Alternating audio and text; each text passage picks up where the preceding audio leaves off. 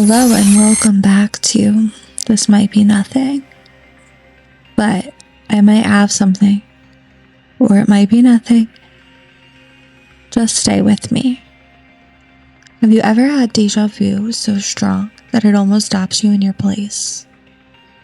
Not the casual kind where you are like, oh, that is weird. This feels familiar. I mean the kind where your whole body reacts before your brain even has time to explain it. You are standing in a room, someone says something, the light hits the wall a certain way, a cup is sitting on the counter, a song is playing in the background, and all at once your brain goes, wait, I've been here before. No, not in a normal way, no. Not like, oh, this is kind of like something else. I mean the strange little rip in the moment where everything suddenly feels rehearsed. The room, the light, the words coming out of someone's mouth, even the way your stomach drops before your brain catches up. For 1 second, it feels impossible, and yet there you are, standing inside it. The present starts to feel like an old memory, like your mind is reaching backward and forward at the same time trying to place something that technically has not happened before. That is the vibe of déjà vu. It is uncanny, it is funny, it is spooky in the most ordinary way. A tiny glitch where memory and the present overlap just enough to make you stop and wonder. Wait, is reality always this weird, or did I just catch it slipping? And my goal is not to yuck anyone's yum or eliminate magic from the world, but technically science does have an explanation for this. Déjà vu is commonly described as a conflict between familiarity and novelty. On one side, your brain gives you the feeling that something is familiar, while on the other side, your brain knows the situation should be new. So the experience becomes this weird internal contradiction of I recognize this and I have never been here before, both happening at the same time. But that explanation does not fully kill the weirdness for me, because déjà vu does not feel like confusion. It feels like recognition. It feels like your body got a spoiler. It feels like magic. And that brings me to serendipity. Serendipity is a really pretty word for such a really strange thing. It is exactly the right thing at exactly the right time. A coincidence that feels too specific. The kind that makes you not believe in coincidences. It's a conversation you needed to have with a person that you randomly ran into. It's finding out you and your partner have crossed paths before you ever met. It's that one book that randomly fell into your lap, holding all of the answers to the questions you've been asking yourself. And this is where people start saying synchronicity. Carl Jung used the word synchronicity for meaningful coincidences that did not seem to have any direct causal connection. His most famous example is the scarab story. And in that story, a patient was telling him about a dream involving a golden scarab. And at that moment, a scarab-like beetle hit the window. Jung caught it and presented it to her as a real-life echo of the dream image. And listen, do I think every bug is a message? No. Sometimes I think a beetle is just a beetle. Sometimes a spider in your kitchen is just a spider in your kitchen, and you just need to calm down and get a cup. But the scarab story matters because it shows how timing can transform meaning. If the beetle just shows up 2 days later, it's just a beetle. If it shows up at the exact moment in which you are sharing a dream of a beetle, then suddenly it becomes a symbol. Nothing about the beetle changed, but the timing changed everything. And that is what serendipity does. It gives ordinary reality some dramatic mood lighting. And then there are the internet versions of this. Because, of course, if humans have strange experiences, we immediately gather online to ask strangers, does this mean I am insane? Or did time just do something really weird? And one of the best places for that is Reddit, especially the glitch in the matrix type stories. I know, Reddit is not a peer-reviewed journal. Reddit is the place where people go to ask if they should get divorced over something their partner did in their dream.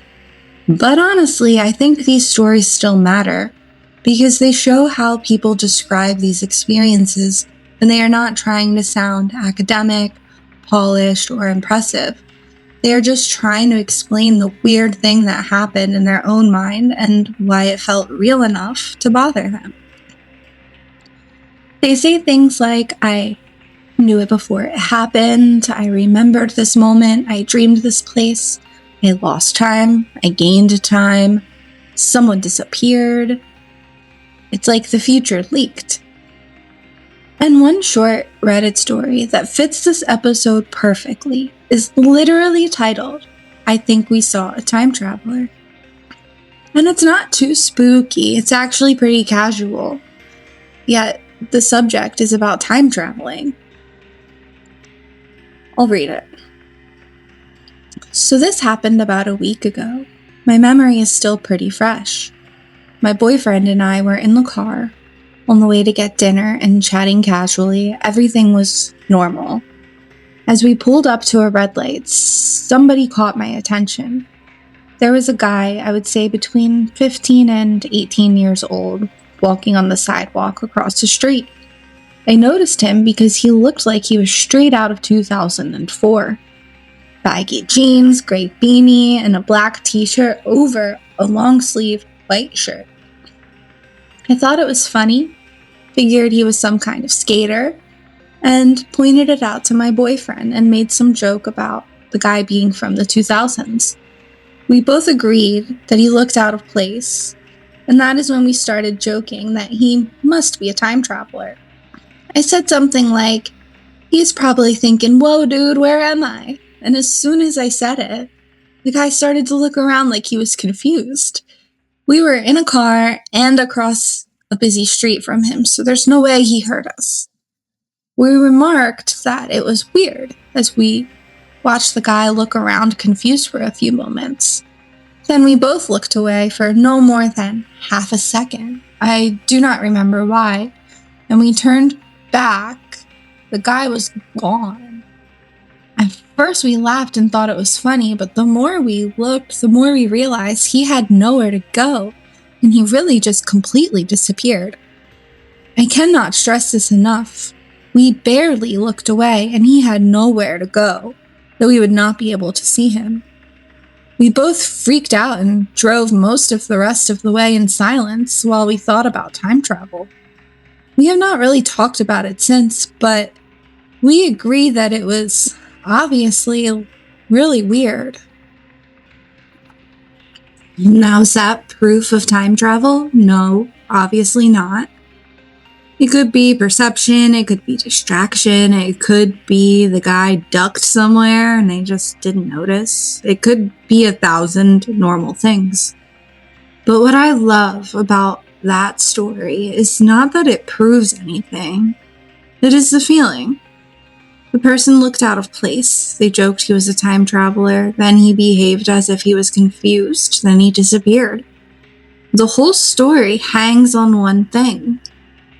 Timing. A weird person walking down the street is not a time traveler. A weird person walking down the street right as you joke that he looks like a time traveler, then looking confused, then vanishing in 1 second. As you glance away, that becomes a story. That becomes the glitch. The same thing happens in one of the most famous Reddit glitch stories called A Parallel Life, Awoken by a Lamp. The story was reposted because the original was apparently an old comment that became pretty hard to find. In it, the person claims that after being knocked unconscious, he lived an entire alternative life. He met a woman, married her, had children, built a whole life, and then one day became obsessed with the lamp that looked wrong. The lamp was described as visually inverted, like it did not belong to the reality around it. After staring at it for days, he realized the lamp, the house, the wife, and the children, they weren't real. And then he woke up on the sidewalk, injured, back in the original moment after the assault. The story became so famous that it eventually inspired the, quote, lamp looks weird TikTok trend. And that's where people describe a beautiful or nostalgic moment and then end it with the idea that the lamp starts to look wrong, meaning the moment may not be real. People covered the trend in 2024 because it had become shorthand for grief, unreality, nostalgia, and the fear that the life you experienced could suddenly just dissolve. And again, not proof, but emotionally, the story hits a nerve because it asks a terrifying question. What if the thing that feels real is only one layer? What if waking up is not always comforting? What if the glitch is not that something strange appeared, but that something familiar suddenly looked wrong? And I think that connects directly back to déjà vu, because déjà vu is the opposite kind of wrong. With déjà vu, something new feels familiar. With the lamp story, something familiar becomes impossible. Both are they're like reality recognition problems. Both make your brain ask, do I know this? Should I know this? Is this mine? Am I where I think I am? And then there is another Reddit story I have to include because it is so petty and mundane, and that makes it creepier, maybe? So, a sandwich shop worker told a story about a strange customer who came in late at night, ordered a ham and Swiss sandwich, acted unsettling, and then disappeared after the worker dropped the sandwich. A week later, at a different store across town, an older man came in, ordered the same kind of sandwich, moved his hand in the same strange way, and somehow seemed aware of the worker's déjà vu. When the worker guessed Swiss cheese correctly, the man said, "No, seems like you have done this before." At the end, when the worker was relieved the man did not want the sandwich toasted, the man said he skipped toasting it because I just did not want you to drop it. Okay, that one is so good because, it's not in a gothic castle or a haunted mansion. It's not some ancient prophecy. It's just a sandwich. Ham, Swiss, white bread, no toast. And somehow that makes it worse. Because if reality is really going to glitch, why would it be dramatic? Why would it not be in a sandwich shop? Why would it not be in a Wawa parking lot? Why would it not be while you're making coffee or driving to work or listening to a song you forgot existed? That is why these stories feel sticky. They put the impossible inside of the ordinary. And that is where ghosts come in. Because ghosts and ghost stories are not always about a dead person standing at the end of a hallway. Sometimes they are about repetition. A footstep on the stairs at the same time every night. A woman seen in the same window for decades. A battlefield where people swear they still hear horses, screams, drums, or gunfire. A house where something keeps happening, not like a message, but like a scene stuck on replay. And those ghost stories creep me out. Not because they feel like monsters, because they feel like time is malfunctioning. Like the past did not end cleanly, like some moment was so intense, so emotional, so charged, that it left an imprint.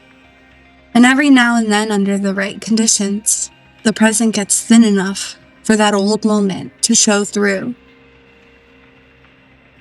This is sometimes called the idea of a residual haunting.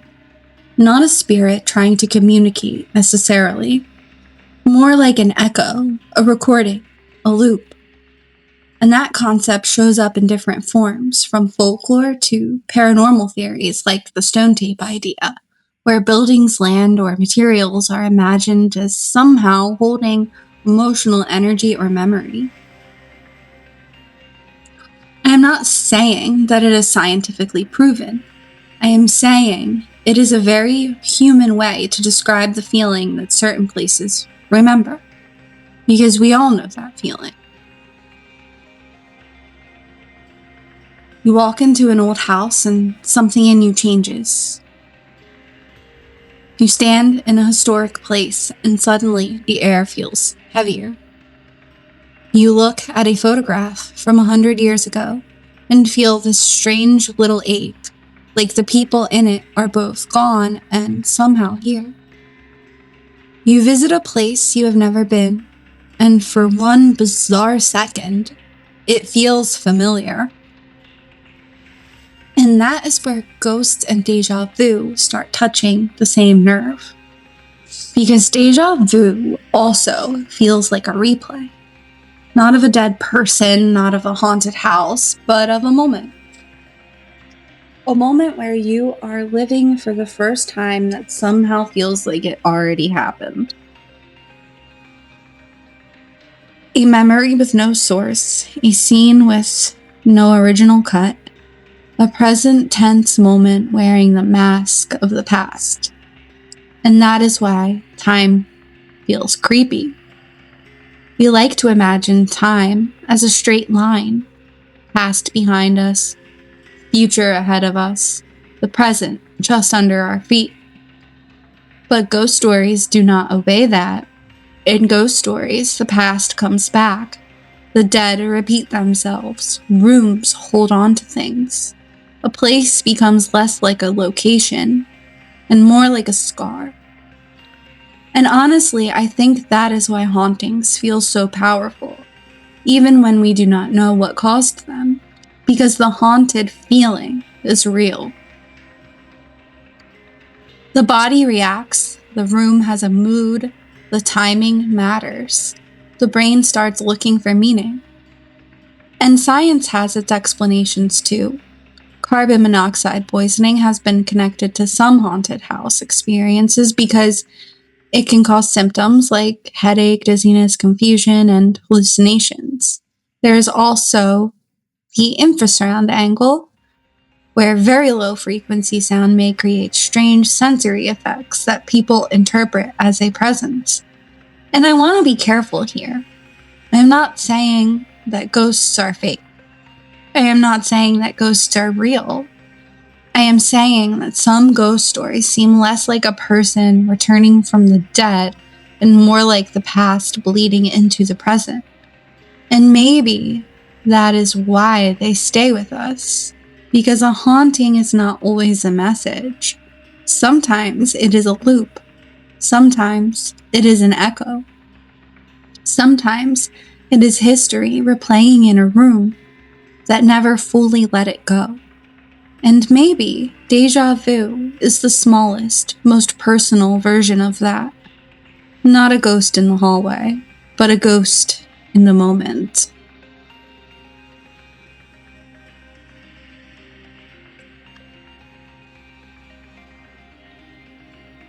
Now, the place that falls right in the middle of paranormal and skeptical is usually the place I find the most interesting. Not everything is paranormal, but not everything is nothing. Sometimes the brain did it is treated like a debunk, but I do not think it should be. Your brain is not boring. Your brain is the haunted house. The brain is constantly predicting what comes next. In predictive processing theories, the brain is often described as using top-down expectations, and incoming sensory information to reduce prediction error and keep its model of reality updated. So you are not just passively receiving reality, you are actively assembling it. Your brain is using memory, sensory input, expectation, emotion, attention, and context to build the world you experience. Which means when something goes weird, it may not be the universe breaking. It may be the model flickering. Déjà vu may be the memory system mislabeling the present, and serendipity may be attention catching what it has been tuned to catch. A haunting may be the body feeling something before the mind knows what to call it. And a time glitch may be a normal perception gap that becomes eerie because of timing.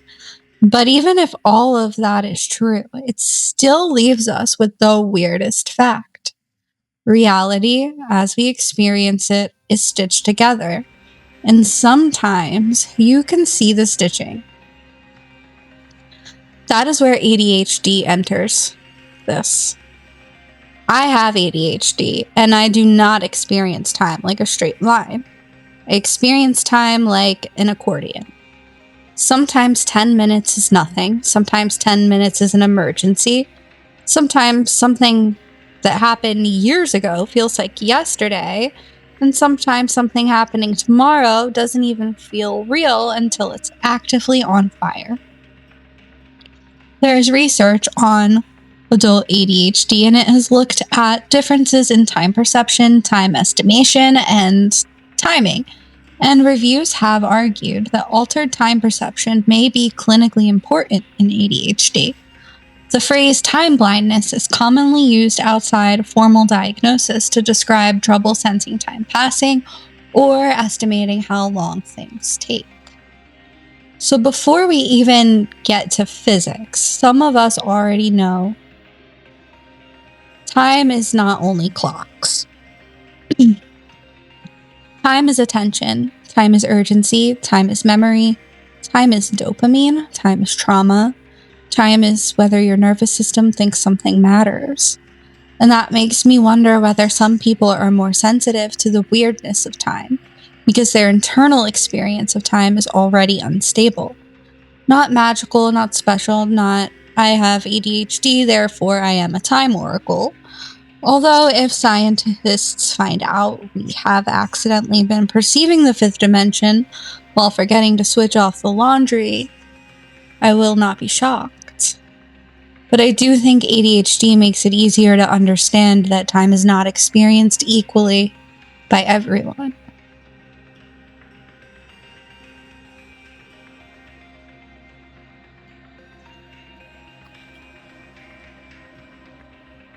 Okay, so now physics walks in and makes it worse because relativity already messed with the idea of one universal now.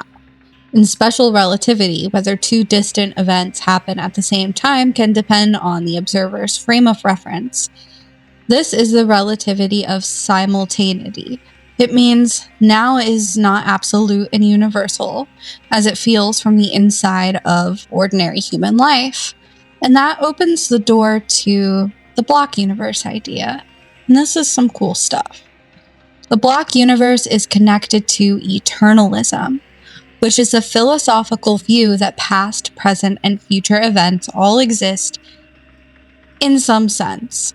Stanford's philosophy entry describes eternalism as the view that objects from both the past and future exist, while presentism says only present things exist. So instead of imagining time like a river where the past is gone and the future does not exist yet, eternalism imagines it more like a whole landscape. The past, the present, and future are all part of the structure. You are not creating the road by walking on it. You are experiencing one point on the map of time. And I know that sounds insane, but it's not just spirituality with a galaxy background. It is a real philosophical position that becomes especially tempting when relativity makes the universal present look less stable than our intuition wants it to be. So then I have to ask, if time is more like a block than a river, what is déjà vu? Is it a memory glitch? Probably. Is it a conflict between familiarity and novelty? Science says yes, often. But as a thought experiment, what if déjà vu is what it feels like when a creature built to experience one slice of time briefly senses the edge of another? Briefly senses the edge of another. Not proof, not evidence, just a question. What if the human brain filters time the way it filters everything else? What if the present is not all that exists, but all we can safely process? Because imagine perceiving your whole life at once.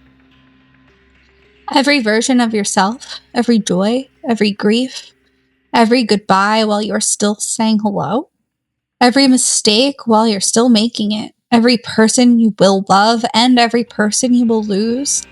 Maybe the flow of time is not a limitation, maybe it is mercy.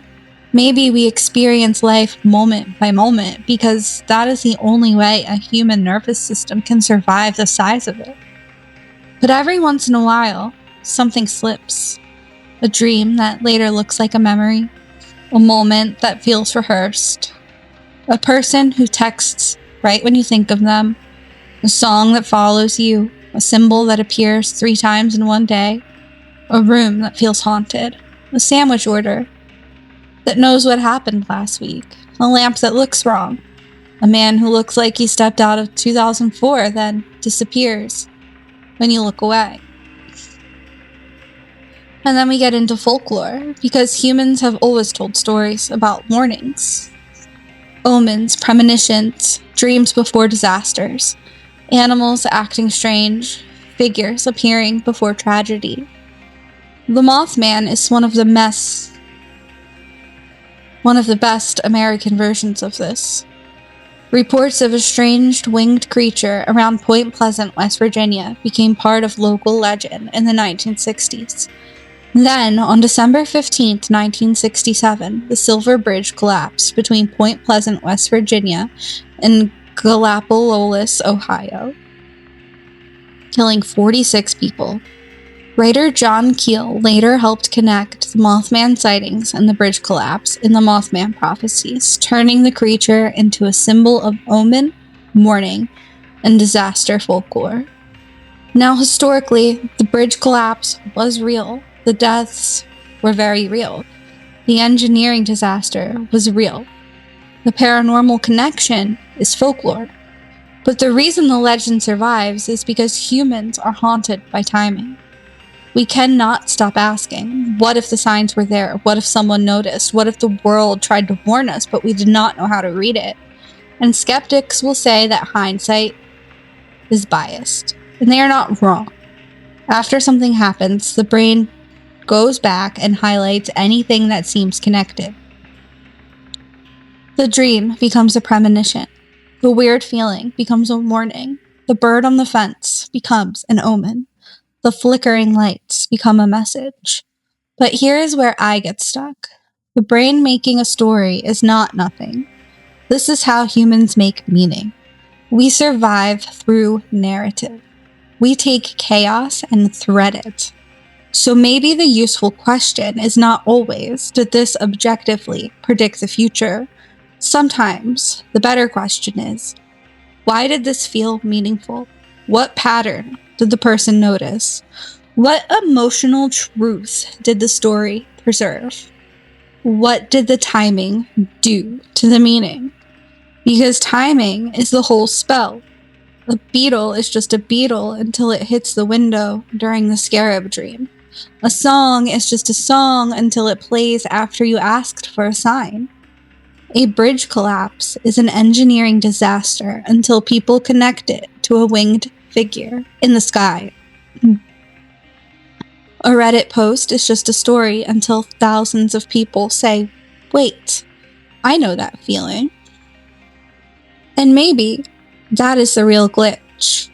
Not that reality breaks, but that our categories are just too small. We want everything to be one thing. Science or woo. brain glitch or spiritual sign, coincidence or destiny, ghost or gas leak, time traveler or mistaken perception. But lived experience does not always fit cleanly into those boxes. Sometimes something can be psychologically explainable and still meaningful. Sometimes something can be a coincidence and still change you. Sometimes the brain can generate the experience and the experience can still matter. Because saying, your brain did that, does not make it less profound. Your brain gives you love, grief, music, memory, dreams, ghosts, God, math, nostalgia, the smell of your grandma's house, the feeling that someone is watching you, the sudden certainty that you have been here before. So when people say, it is just the brain, I always want to ask, why are you saying just? The brain is not boring. The brain is the haunted house.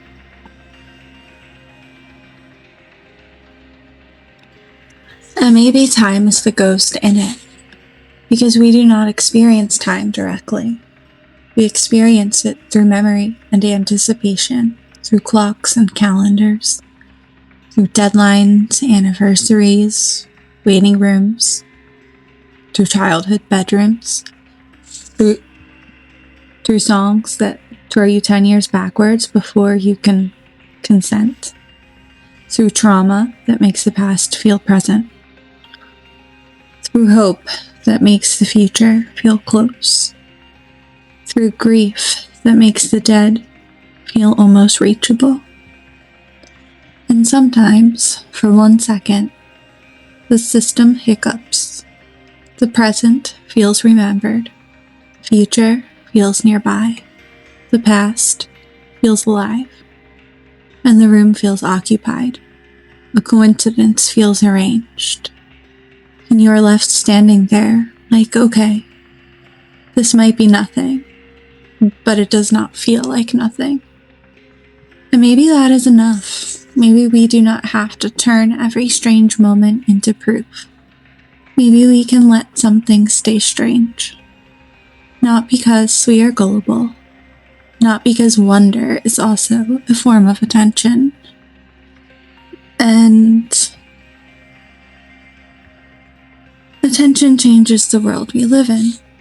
The frequency illusion proves that in the most boring way possible, once something matters to you, you start seeing it everywhere. But maybe the mystical version and the skeptical version are closer than we think. Maybe the universe is sending me a sign, and my brain is primed to notice this pattern, our two languages for the same human experience. Something became meaningful, and now reality feels organized around it. That does not mean every sign is true. It does not mean every coincidence is cosmic.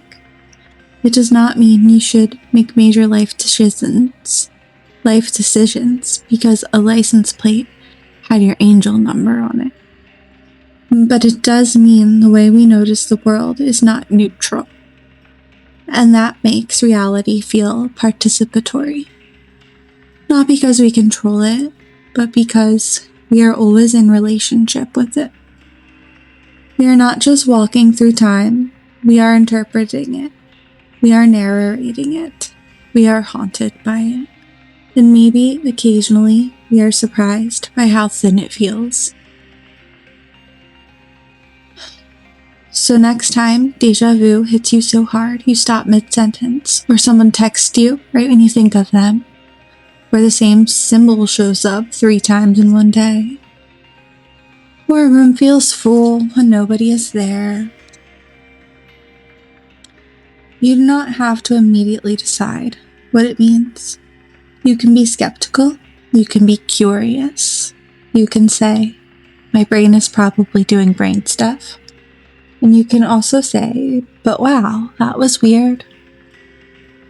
Because this might be nothing, but maybe the glitch is not proof that the universe is broken.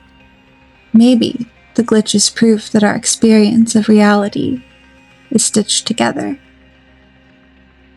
Memory, attention, prediction, emotion, time, meaning. All of it layered. All of it happening so fast that we mistake the final product for the whole truth. And every once in a while, the theme shows. A little déjà vu, a little synchronicity, a little ghost in the machine, a little lamp that looks wrong, a little scarab at the window, a little man from 2004 vanishing at a red light, a little story that might not be evidence but still gives you chills. And maybe that is where the magic is. Not in proving the future already exists. Not in proving every coincidence is fate. But in realizing that reality is already stranger than the version we were handed.